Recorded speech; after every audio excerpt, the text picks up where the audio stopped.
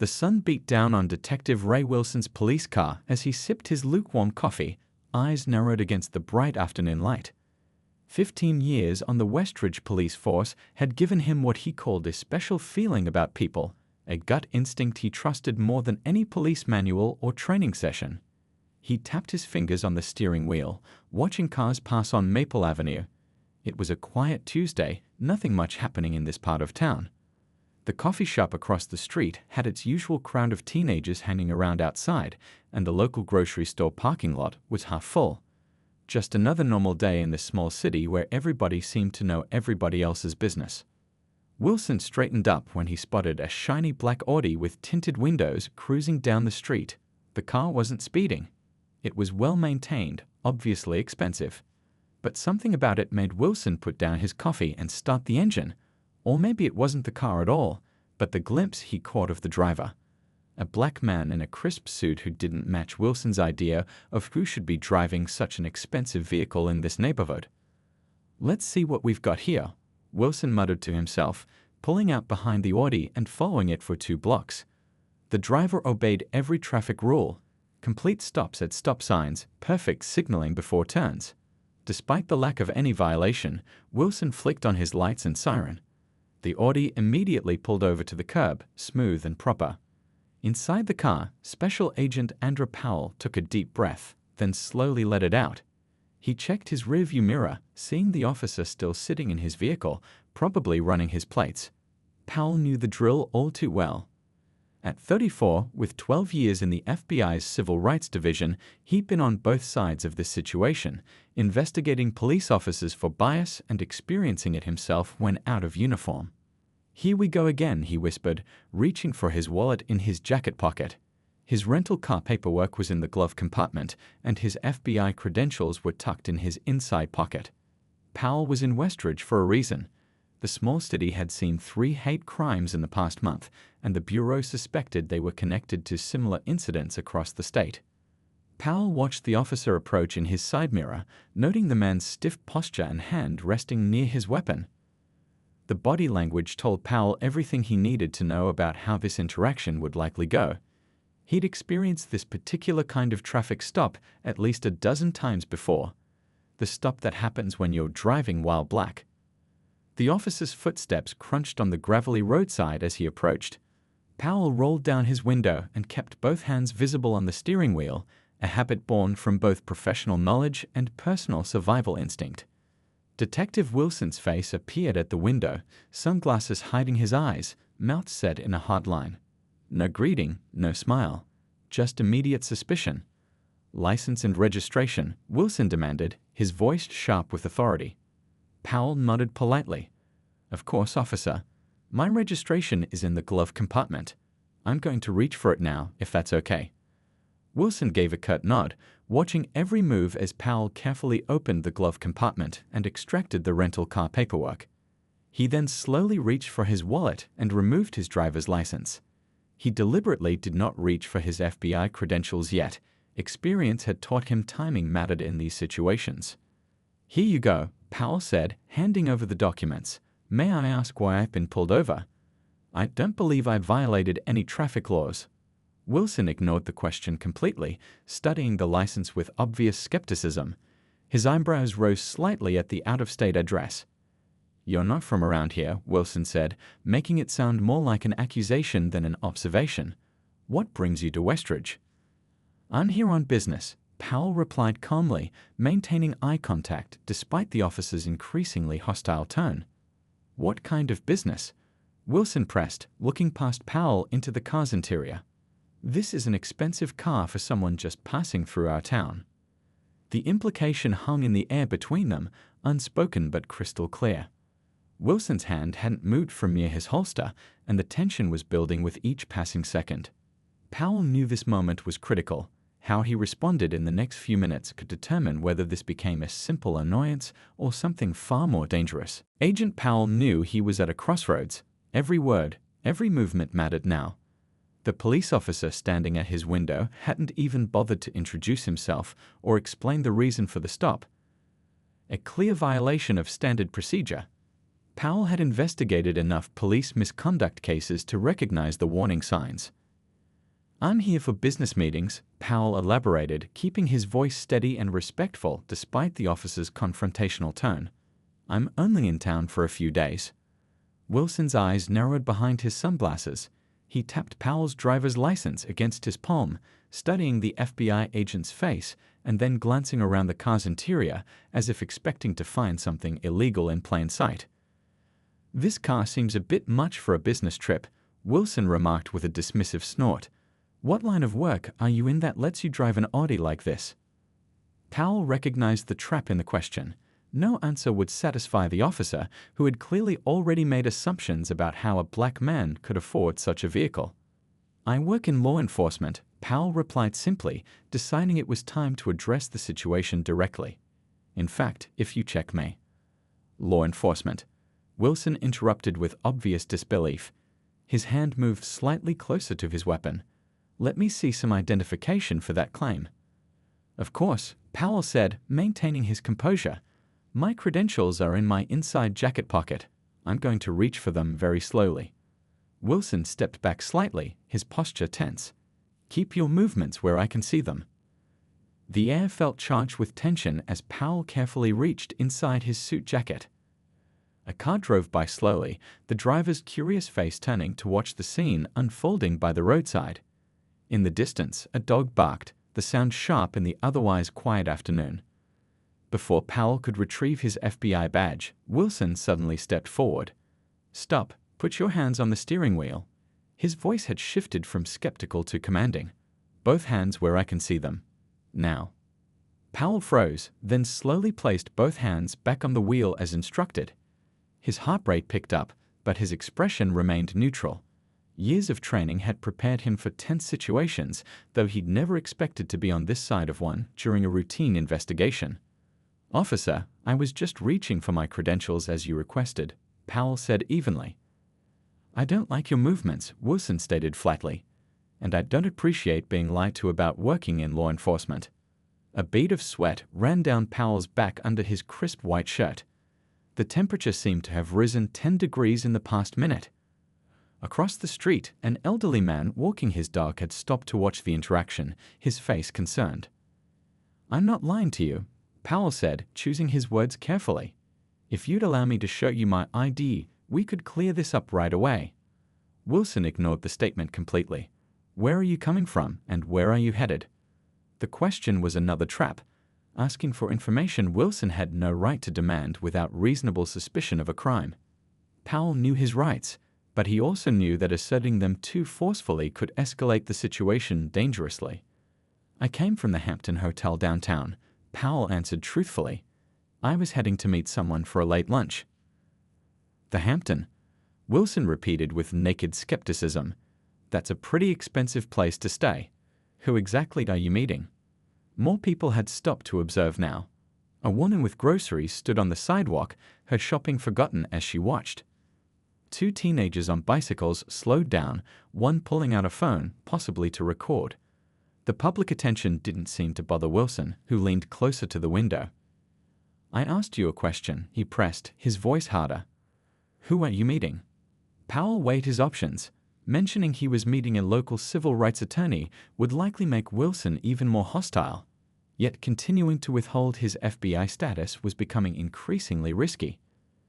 I'm meeting with attorney Diane Chen regarding an ongoing federal investigation, Powell finally said, deciding transparency was his best option. If you check my credentials, you'll find that I'm Special Agent Andrew Powell with the Federal Bureau of Investigation. I'm here on official business. Wilson's face tightened, lips pressing into a thin line. For a moment, there was complete silence, broken only by the sound of a distant siren somewhere in the town. Get out of the car, Wilson ordered suddenly, stepping back and placing his hand directly on his holster. Now. Officer, is that really necessary? Powell asked, still maintaining his professional demeanor. I've provided you with my license and registration, and I've identified myself as a federal agent. If there's no traffic violation, I should be free to go. I said get out of the car, Wilson repeated, louder this time. His entire demeanor had changed, no longer merely suspicious but openly aggressive. Don't make me tell you again. The onlookers across the street had grown in number. Several phones were now pointed in their direction, recording the escalating confrontation. Powell knew that whatever happened next would be witnessed and documented, both a protection and a humiliation. With a quiet sigh, he reached for the door handle, knowing that the next few minutes would determine how this encounter would end. And it was clear that Officer Wilson had no intention of letting him drive away with just a warning. The fluorescent lights of the Westridge police station buzzed overhead as Officer Wilson pushed Agent Powell through the glass doors. The handcuffs bit into Powell's wrists, but he kept his face neutral. Years of undercover work had taught him to control his expressions, to not show pain or fear. Inside, though, his mind was racing, calculating his next moves carefully. The station was busy for a weekday afternoon. 2 desk officers looked up as Wilson guided Powell past the front desk. A young rookie stared openly, while a middle-aged dispatcher quickly averted her eyes, her face troubled by what she was seeing. "Got a troublemaker here," Wilson announced loudly, pushing Powell toward the processing area. "Driving a car too nice for his pay grade, giving me attitude when questioned." Powell noticed the uncomfortable glances exchanged between the other officers. Wilson's reputation wasn't a secret, it seemed. One older officer shook his head slightly before returning to his paperwork. "I need to make my phone call," Powell said calmly as Wilson pushed him into a hard plastic chair next to the booking desk. "You'll get it when I'm good and ready," Wilson snapped, dropping Powell's wallet and car keys onto the desk with a clatter. "We're going to run your information first, see what pops up." The booking officer, a heavy-set man with graying hair, looked between Wilson and Powell with a cautious expression. "What's the charge, Wilson?" "Suspicious behavior, possible drug possession, resisting an officer," Wilson rattled off, though Powell had done none of these things. "He claims he's some kind of Fed, if you can believe that." "I am a federal agent," Powell stated firmly, making eye contact with the booking officer. "If you check the inner pocket of my jacket, you'll find my FBI credentials. I'm here investigating a series of hate crimes in your jurisdiction." The booking officer raised his eyebrows, looking to Wilson, who scoffed loudly. "Yeah, right, and I'm the King of England," Wilson said, but there was a new note in his voice, the first hint of uncertainty. "Book him, Pat. I'll write up the report." The booking officer, Pat, hesitated. "Maybe we should check his jacket, Wilson, if he is a Fed." "He's not," Wilson insisted, but his confidence was visibly wavering. "But fine, check if you want to waste your time." Pat nodded to another officer, who carefully reached into Powell's jacket pocket and pulled out a small leather wallet. When he flipped it open, the gold FBI badge gleamed under the harsh station lights. The officer whistled low. "Wilson, this looks real." Wilson snatched the badge, examining it with growing alarm. "It's a fake, has to be." "My ID number is 37,291, Powell said calmly. "Call the Bureau's field office in the city. Ask for Deputy Director Cho. She'll confirm my identity and that I'm here on official business investigating civil rights violations." The room had gone very quiet. Several officers had stopped what they were doing to watch. Pat, the booking officer, looked increasingly uncomfortable. "Maybe we should call," he suggested to Wilson, whose face had begun to redden. "This is ridiculous," Wilson sputtered. "You're all falling for his story." From across the room, an authoritative voice cut through the tension. "What's going on here?" Everyone turned to see Sergeant Lee, the watch commander, approaching with quick steps. He was a tall, lean man with sharp eyes that missed nothing. "Caught this guy driving a car that didn't fit his profile," Wilson began, but his voice lacked its earlier confidence. "He's claiming to be FBI, but I think—" "Uncuff him," Sergeant Lee interrupted after glancing at the open badge and ID. "Now, Wilson." "But Sarge—" "I said uncuff him. That's an order." Lee's voice left no room for argument. Wilson reluctantly pulled out his keys and removed the handcuffs. Powell rubbed his wrists, the red marks vivid against his skin. "Thank you, Sergeant," Powell said, standing up and straightening his rumpled suit jacket. "I'm Special Agent Andrew Powell, Civil Rights Division. I've been in town less than 3 hours, and I've already experienced firsthand what I came to investigate." Sergeant Lee's expression darkened. "I apologize for this incident, Agent Powell. If you'll come with me to my office, we can sort this out properly." Wilson stood frozen, the reality of his situation finally sinking in. He was acting suspicious, he tried weakly. The car, the way he was driving. I'd followed every traffic law, Powell stated, his voice level but firm. Officer Wilson pulled me over without cause, refused to listen when I identified myself, and arrested me without reading my rights. All of which was captured on multiple cell phones by witnesses. Lee shot Wilson a look that could have frozen water. We'll discuss this later, officer. For now, you're on desk duty. But that's an order. We'll sort out the rest after I speak with Agent Powell. Lee turned to Powell. My office is this way, sir. Would you like some water or coffee? As Powell followed the sergeant, he noticed Wilson standing alone, his face a mixture of disbelief and growing fear. The other officers gave him a wide berth, some glaring openly at him. In the span of 15 minutes, Wilson had gone from respected detective to potential defendant in a federal civil rights case. In the sergeant's office, Powell took the offered seat and accepted a bottle of water. His throat was dry after the ordeal. I want to apologize again, Lee said, closing the door. Wilson has had complaints before. Nothing that stuck, unfortunately. Until now, Powell said, taking a sip of water. Sergeant, I need my phone. I have to call my supervisor and let her know what's happened. And I need my rental car released immediately. It contains case files related to my investigation. Lee nodded, looking genuinely troubled. Of course. I'll have everything arranged right away. He paused, then asked the question Powell knew was coming. This incident, will it be part of your investigation now? Powell met the sergeant's eyes steadily. It already is. Outside the office window, they could see Wilson sitting at a desk, his face ashen as he stared at his computer screen. The whispers had already started among the other officers. Word was spreading quickly. Powell knew this was just the beginning. What happened next would depend on how the department responded, whether they treated this as one officer's mistake or recognized the deeper problems it revealed. Either way, Officer Wilson's career would never be the same. And neither would the Westridge Police Department. Sergeant Lee's office felt like a different world compared to the holding area.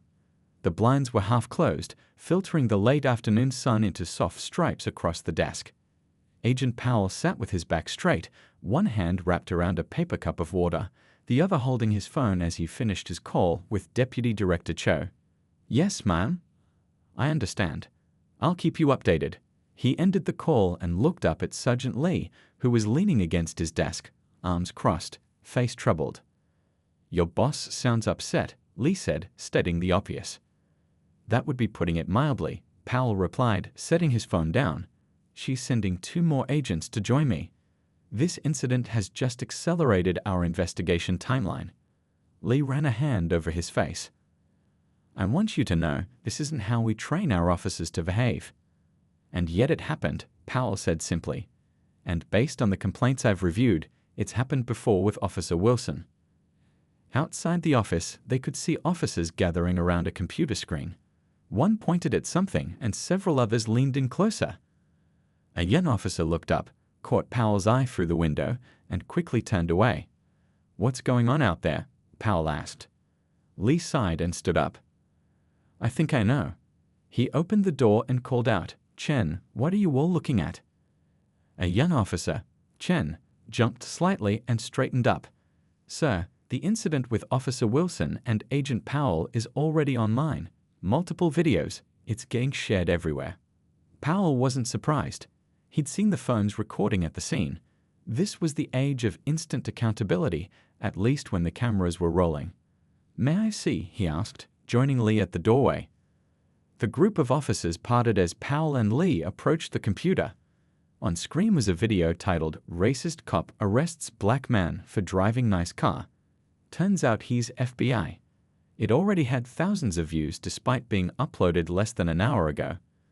The footage was clear. Wilson's aggressive stance, his refusal to listen to Powell's explanation, the unnecessary roughness of the arrest. The comment section was filled with outrage, calls for Wilson's firing, and demands for police reform. This is going to be a nightmare, one older officer muttered. For who? Powell asked quietly. For the department or for the people who've been dealing with this kind of treatment without badges to protect them. The officer had the decency to look ashamed.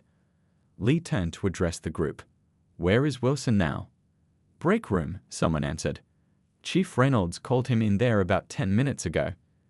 As if on cue, the door to the break room opened and Chief Reynolds emerged, a stocky man with silver hair and a perpetual frown.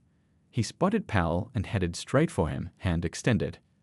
"Agent Powell, I'm Chief Reynolds. I can't begin to express how sorry I am for what happened today." Powell shook his hand firmly. "I appreciate that, Chief, but I'm more interested in what happens next." The chief nodded solemnly. "Officer Wilson has been placed on immediate administrative leave pending a full investigation. His badge and gun have been surrendered." "That's a start," Powell acknowledged. "But this isn't just about one officer. My team has documented multiple complaints against your department over the past 18 months, targeting Black and Latino drivers, excessive force during routine stops, selective enforcement based on race." He paused, letting his words sink in. What happened to me was just the tip of the iceberg. The station had gone silent. Every officer within earshot was watching and listening. Some looked defensive, others uncomfortable, a few nodded in quiet agreement. Chief Reynolds' face reddened slightly. "Agent Powell, I understand you've had a difficult experience today, but I can assure you that the Westridge Police Department doesn't tolerate racism." Powell finished for him.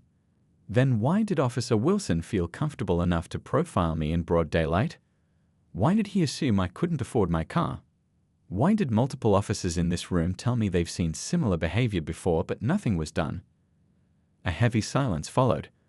Through the break room window, Powell could see Wilson sitting alone at a table, head in his hands. "The videos are already spreading, Chief," Powell continued more quietly. "By morning, national news will pick this up. You have two choices: get ahead of this and implement real change, or become the next department held up as an example of everything wrong with policing in America." Chief Reynolds exchanged a glance with Sergeant Lee. "What exactly are you suggesting?" "Full cooperation with the FBI investigation, complete review of all complaints against your officers from the past 5 years, mandatory body cameras for all officers effective immediately, and community oversight with actual power to discipline officers who violate civil rights." "That's asking a lot," the chief said, but his tone lacked conviction. "Is it?" Powell challenged. "Because from where I'm standing, it's the bare minimum." He could see the calculations happening behind the chief's eyes, weighing the political fallout, the potential lawsuits, the community outrage that was already building online. "My rental car contains evidence related to our investigation," Powell said, changing the subject slightly.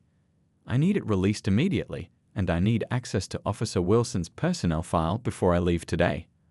The chief hesitated. "We'd normally require a warrant for the personnel file." "Under normal circumstances, yes," Powell agreed. "But I think we both know these aren't normal circumstances. I could have the warrant within the hour, or you could demonstrate good faith by cooperating now." Behind the chief, the officers watched the silent standoff. Powell knew some of them were probably worried about their own records, their own past behaviors coming to light. Others might be relieved that someone was finally addressing problems they'd seen but felt powerless to change. After a long moment, Chief Reynolds nodded. "You'll have everything you need, Agent Powell, and I'll call an emergency meeting with the mayor and city council for tomorrow morning to discuss your other recommendations." "Thank you," Powell said, meaning it. "This doesn't have to be adversarial, Chief. We can work together to fix what's broken here." As he spoke, the break room door opened and Wilson emerged, looking shell-shocked. When he spotted Powell, he froze. For a moment, their eyes met across the room, the officer who'd abused his power and the man who now held that officer's fate in his hands. Wilson looked away first, hurrying toward the exit with his shoulders hunched, no longer the confident, intimidating figure from earlier that day. The transformation was striking. "Your car will be brought around front," Chief Reynolds said, breaking the tense silence. "Sergeant Lee will help you gather the files you need." Powell nodded, knowing that this was just the beginning. There would be interviews, depositions, possibly even a trial depending on what they found in Wilson's record. The road to real change was long and often painful.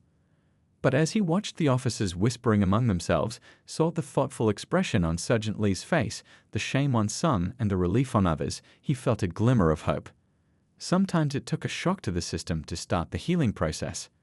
and today's shock was already reverberating far beyond the walls of this small-town police station. By morning, everything had changed.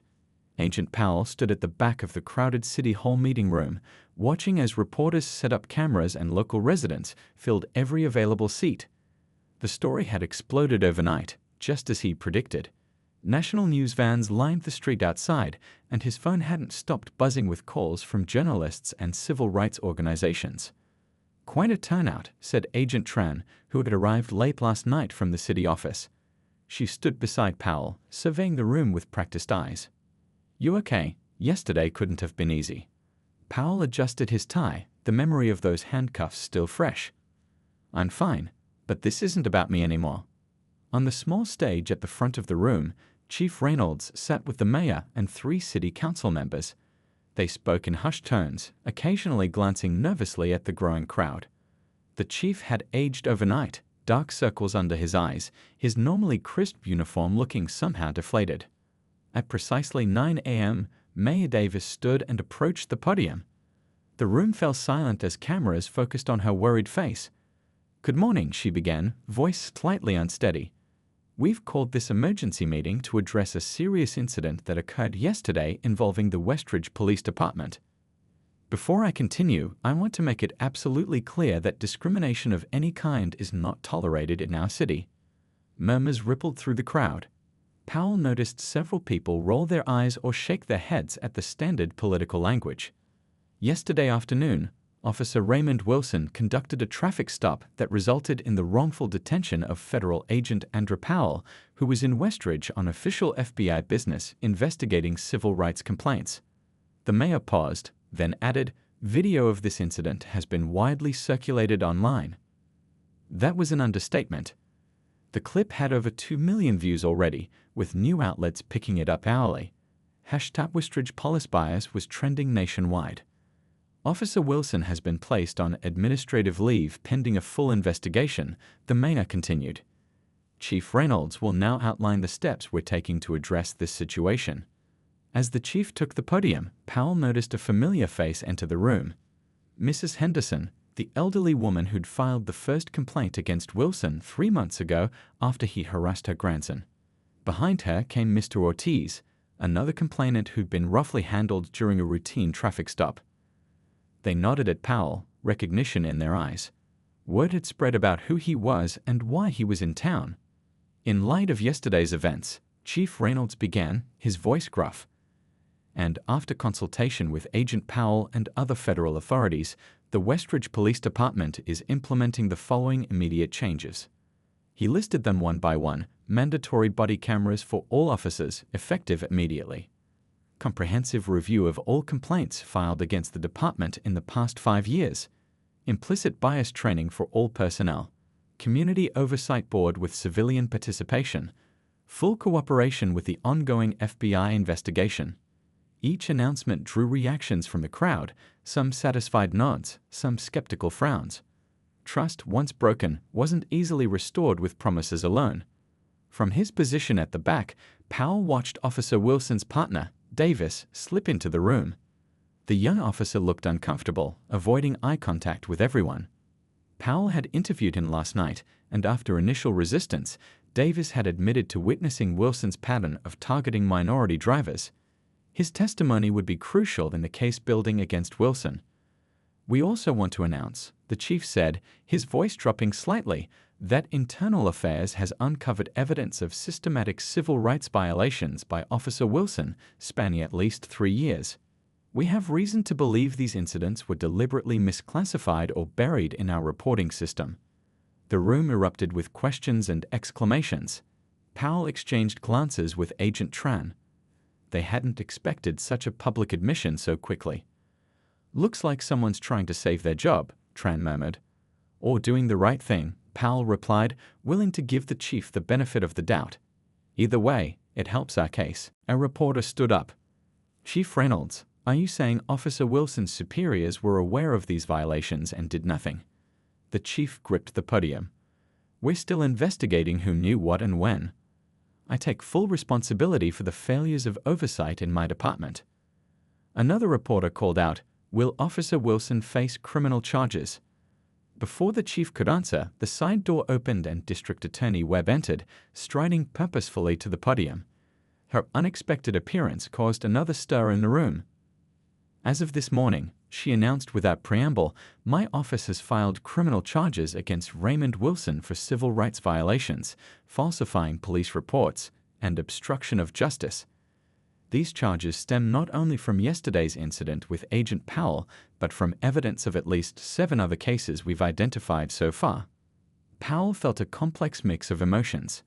Satisfaction that justice was being pursued, concern about how this would affect the broader investigation, and a lingering anger about his own treatment that he'd been pushing aside to stay professional.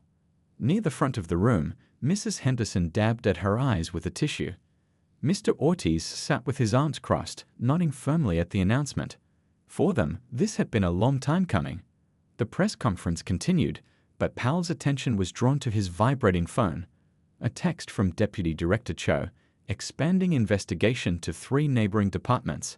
Similar complaint patterns. Need you to lead task force. This was bigger than Wilson, bigger than Westridge.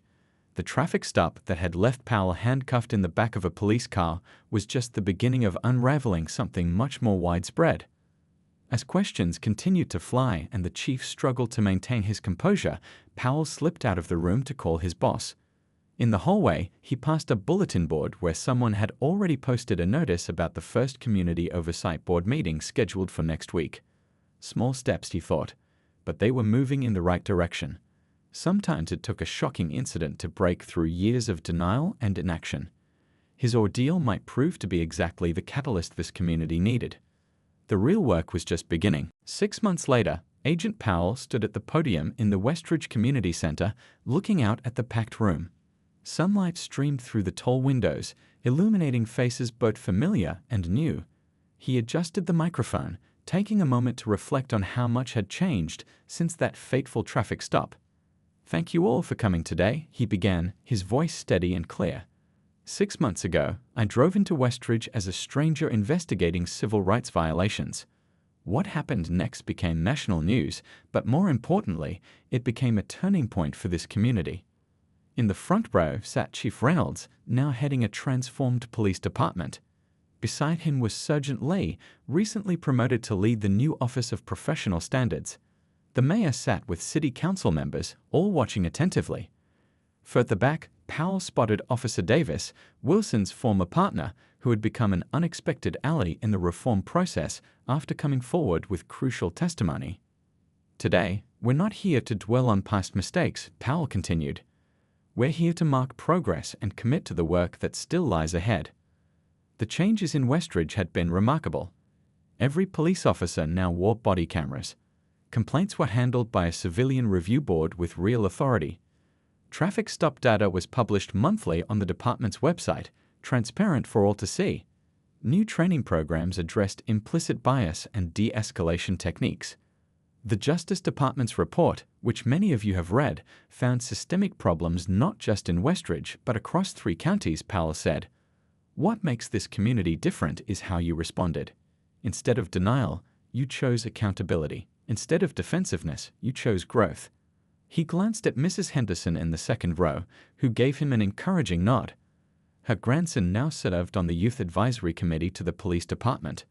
Next to her sat Mr. Ortiz, recently elected to City Council on a platform of community-oriented policing. As for former Officer Wilson, Powell continued, addressing the question many still asked. His trial begins next month. But this isn't about one person. It never was.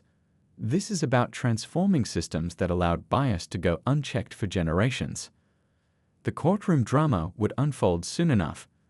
Wilson faced not only charges related to Powell's arrest, but multiple counts from other incidents that had been buried or ignored. His union had abandoned his defense after the evidence became overwhelming. Former colleagues now kept their distance.